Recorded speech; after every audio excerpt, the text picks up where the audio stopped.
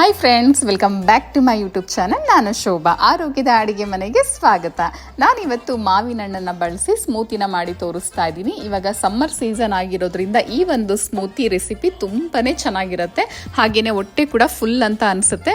ಮಕ್ಕಳಿಂದ ಹಿಡಿದು ದೊಡ್ಡವ್ರ ತನಕ ಕೂಡ ತುಂಬಾ ಇಷ್ಟಪಟ್ಟು ಕುಡಿಯುವಂತಹ ಈ ಒಂದು ಸ್ಮೂತಿಗೆ ನಾನು ಯಾವುದೇ ರೀತಿ ಸಕ್ಕರೆ ಆಗಲಿ ಬೆಲ್ಲ ಆಗಲಿ ಬಳಸ್ತಾ ಇಲ್ಲ. ಹಾಗೆ ಇದನ್ನು ನೀವು ಒಂದು 2 ನಿಮಿಷದಲ್ಲಿ ಸರಳವಾಗಿ ರುಚಿಕರವಾಗಿ ನಾವು ಇದನ್ನು ಮಾಡ್ಕೊಳ್ಬೋದು. ಬನ್ನಿ ಹೇಗೆ ಮಾಡೋದು ಅಂತ ತಿಳಿಸ್ಕೊಡ್ತಾ ಇದ್ದೀನಿ.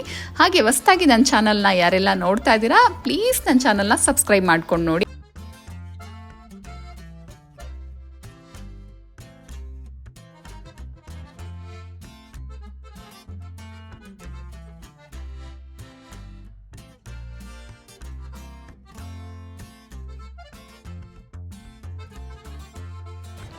ನಾನಿಲ್ಲಿ ಬಾಳೆಹಣ್ಣು ಹಾಗೆಯೇ ಮಾವಿನ ಹಣ್ಣು ಎರಡೂ ಕೂಡ ಬಳಸಿ ನಾನಿಲ್ಲಿ ಸ್ಮೂತಿನ ಮಾಡ್ತಾ ಇರುವಂಥದ್ದು.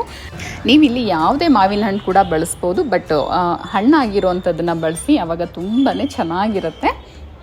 ನಾನಿವಾಗ ನೋಡಿ ಇದನ್ನು ಒಂದು ಬಾರಿ ನಾನು ತೊಳೆದ್ಬಿಟ್ಟು ನಂತರ ಈ ಮೇಲ್ಭಾಗ ಸಿಪ್ಪೆ ಏನಿದೆ ಇದನ್ನೆಲ್ಲ ನಾನು ಕಂಪ್ಲೀಟಾಗಿ ರಿಮೂವ್ ಮಾಡ್ಕೊಳ್ತಾ ಇದ್ದೀನಿ.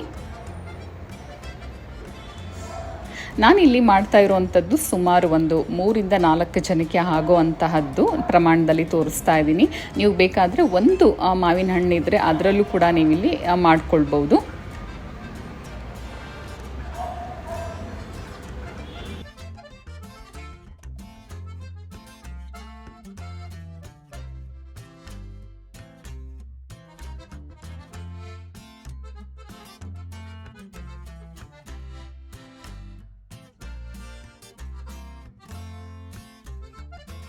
ನೋಡಿ, ಮಾವಿನ ಹಣ್ಣಿನ ಸಿಪ್ಪೆನ ಕಂಪ್ಲೀಟಾಗಿ ತೆಗೆದು ನಾನು ಮತ್ತೊಮ್ಮೆ ಇದನ್ನು ವಾಶ್ ಮಾಡಿ ತೊಗೊಂಡಿದ್ದೀನಿ.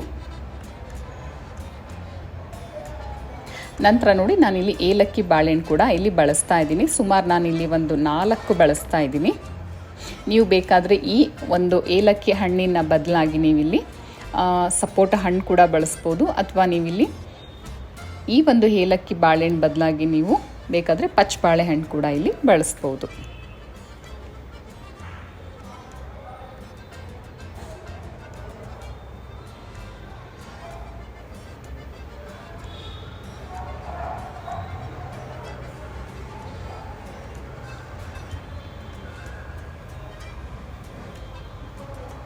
ನೀವು ಒಂದು ಮಾವಿನ ಹಣ್ಣು ಬಳಸಿದ್ರೆ 2 ಬಾಳೆಹಣ್ಣು ಬಳಸಿ ಸಾಕಾಗುತ್ತೆ ಸ್ಮೂತಿಗೆ. ಇವಾಗ ನೋಡಿ ನಾನು ಮಾವಿನ ಹಣ್ಣನ್ನು ಈ ಥರ ಕತ್ತರಿಸ್ಕೊಳ್ತಾ ಇದ್ದೀನಿ ಚಿಕ್ಕದಾಗಿ.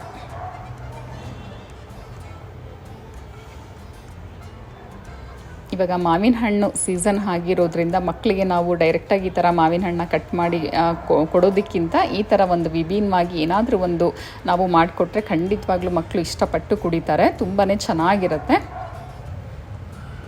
ಹಾಗೆಯೇ ತುಂಬಾ ಆರೋಗ್ಯಕರವಾದಂತಹ ಈ ಒಂದು ಸ್ಮೂತಿನ ನಾನು ಹೇಗೆ ಮಾಡ್ತೀನಿ ಅಂತ ಹಾಗೆಯೇ ವಿಡಿಯೋನ ನೋಡಿ ಸ್ಕಿಪ್ ಮಾಡ್ತೇನೆ. ನಾನು ಇದಕ್ಕೆ ಸಕ್ಕರೆ ಆಗಲಿ ಬೆಲ್ಲ ಆಗಲಿ ಏನೂ ಬಳಸ್ತಾ ಇಲ್ಲ.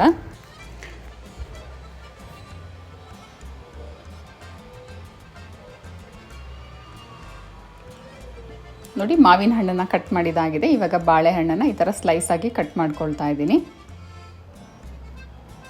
ನಾನಿಲ್ಲಿ 2 ಮಾವಿನ ಹಣ್ಣಿಗೆ ಸುಮಾರು ಒಂದು 4 ಏಲಕ್ಕಿ ಬಾಳೆಹಣ್ಣು ಹಾಕ್ಕೊಳ್ತಾ ಇದ್ದೀನಿ. ನೋಡಿ, ಇವಾಗ ಹಣ್ಣನ್ನು ಕತ್ತರಿಸಿಕೊಂಡಿದ್ದ ನಂತರ ಇದಕ್ಕೆ ಇವಾಗ ನಾನು ಜಾರಿಗೆ ಹಾಕ್ಕೊಳ್ತಾ ಇದ್ದೀನಿ.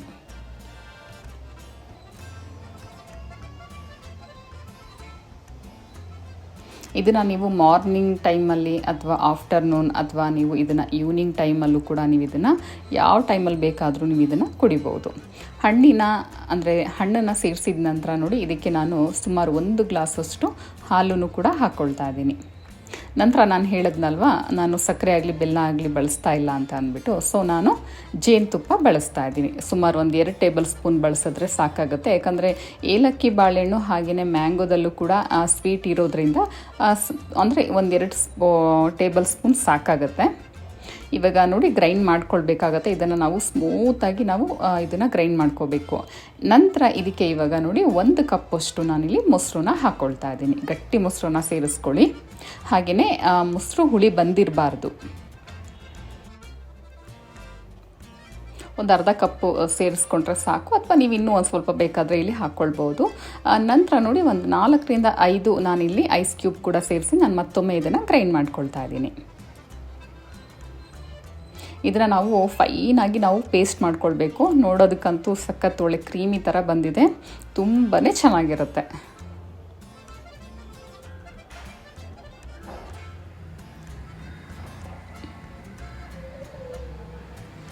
ನಂತರ ಇವಾಗ ಗ್ಲಾಸಿಗೆ ಸರ್ವ್ ಮಾಡ್ಕೊಳ್ತೀನಿ.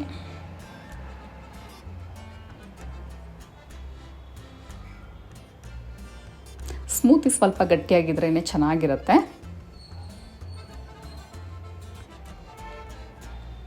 ನೋಡಿ ನಾನಿಲ್ಲಿ 2 ಮಾವಿನ ಹಣ್ಣು ಹಾಗೆ 4 ಏಲಕ್ಕಿ ಬಾಳೆಹಣ್ಣು ಸೇರಿಸಿರೋದ್ರಿಂದ ಸುಮಾರು ಒಂದು 3 ಗ್ಲಾಸಷ್ಟು ಆಗಿದೆ, ಅಂದರೆ ತುಂಬ ದೊಡ್ಡ ಗ್ಲಾಸಲ್ಲೇ ಆಗಿದೆ.